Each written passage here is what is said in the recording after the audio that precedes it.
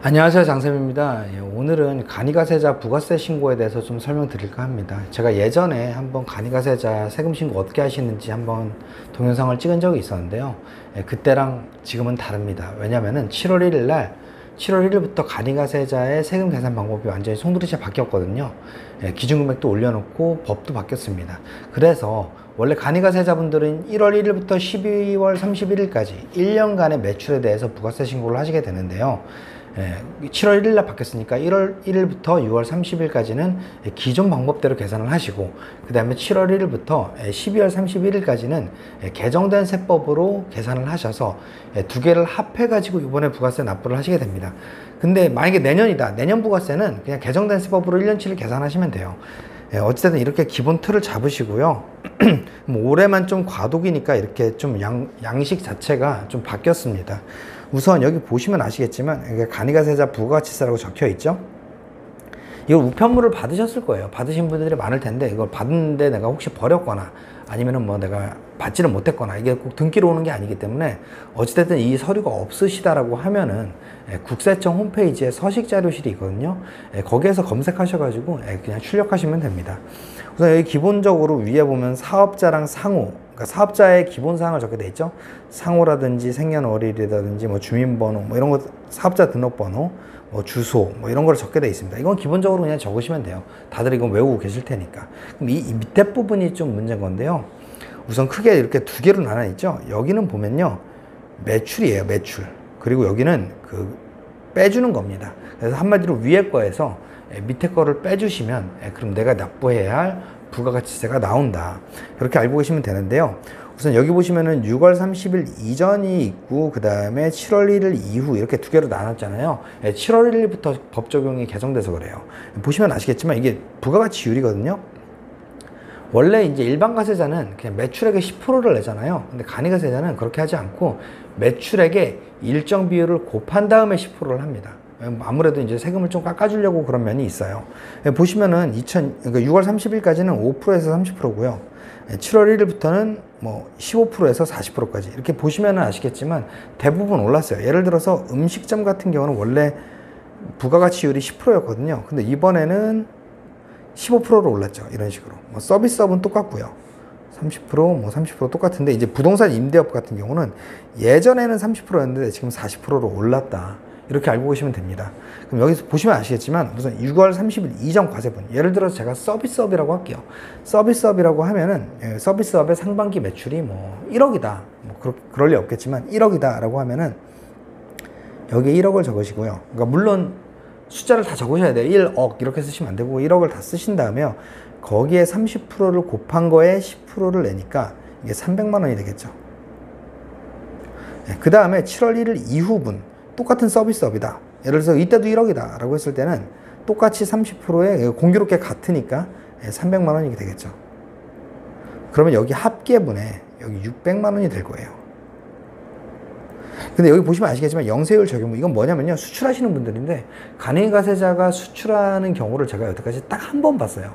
한 번 봤는데 이건 대부분 없으실 테니까, 만약에 수출이 있다라고 하면 이미 세무사분들이 계실 테니까 제가 이 강의를 따로 들으시지 않으셔도 됩니다. 어쨌든 이렇게 매출은 정리하고요. 그 다음에 이제 매입. 예를 들어서 내가 매출에 대해서는 원래 10%를 내야 되지만 매출액의 일정 비율을 곱한 다음에 10%를 냈으니 받을 때도 세금 계산서를 내가 받은 게 있다 라고 했을 때는 받은 거에 일정 비율을 곱해서 10%를 내는 게 어떻게 보면 똑같겠죠. 논리상. 그렇기 때문에 매입 세금 계산서 등 수치세 공제라는 게 있어요. 근데 이것도 나눕니다. 6월 30일과 7월 1일. 그래서 만약에 6월 30일 이전에 공급받은 분이 5천만 원이에요. 매입 세금 계산서가. 그럼 5천에 30%를 곱하고 다시 10%를 곱해서 150만 원이 되겠죠. 이만큼 빼주는 거예요. 근데 7월 1일 이후 공급받은 분, 이때도 원래 어떻게 보면 위에랑 똑같이 그렇게 계산을 해야 될 것 같은데 이번에 증세를 하려고 법을 개정을 했습니다. 따라서 만약에 5천만 원이다. 5천만 원이 있다. 그러면은 30%를 곱하기 10%를 하는 게 아니라, 이게 3%죠. 이거 두 개 곱하면 그냥 0.5%만 해줍니다. 그러면 이게 25만 원밖에 안 돼요.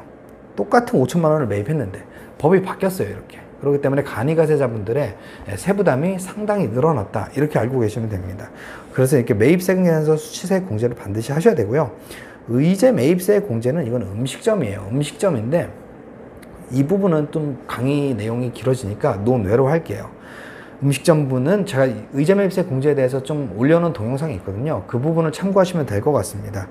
그리고 매입자 발행 세금 계산서는 이건 없어요. 대부분 없어요. 어떻게 하시는지도 모르시는 분이 대부분이에요. 그래서 저도 세무사 일을 하면서 이거 딱 한 번 해봤어요. 그러니까 이것도 그냥 넘어가도록 하겠습니다.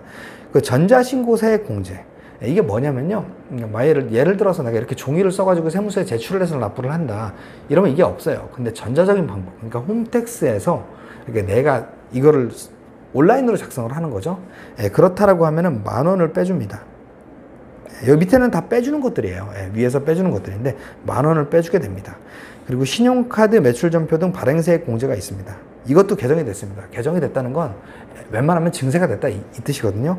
그래서 6월 30일 이전에 공급한 분, 예를 들어서 이 1억 중에 1억이 전부 다 현금 영수증이나 신용카드를 발행한 내역이다 라고 했으면은 그 부분에 대해서 이제 어떻게 보면 소득 노출이 다 되잖아요. 그렇기 때문에 정부가, 아니 국세청이 그 부분에 대해서는 세금을 깎아줍니다. 따라서 신용카드 아니면 뭐 현금 영수증 이런 것들이 있다라고 하면 1억에 곱하기 1.3% 한 금액을 공제를 해줍니다. 여기 그러면은 130만 원이 되겠죠. 근데 만약에 음식점업이다 그러면은 1.3%가 아니라요 2.6%예요. 음식 숙박은 2.6%입니다. 근데 7월 1일 이후는 어떻게 변했냐면요, 똑같아요. 1억 곱하기 1.3%예요. 그러면 또 130만 원이겠죠. 근데 왜 이렇게 나눴냐, 뭐가 개정됐냐면요, 음식 숙박업은 아까 제가 말씀드린 대로 이게 2.6%라고 그랬잖아요.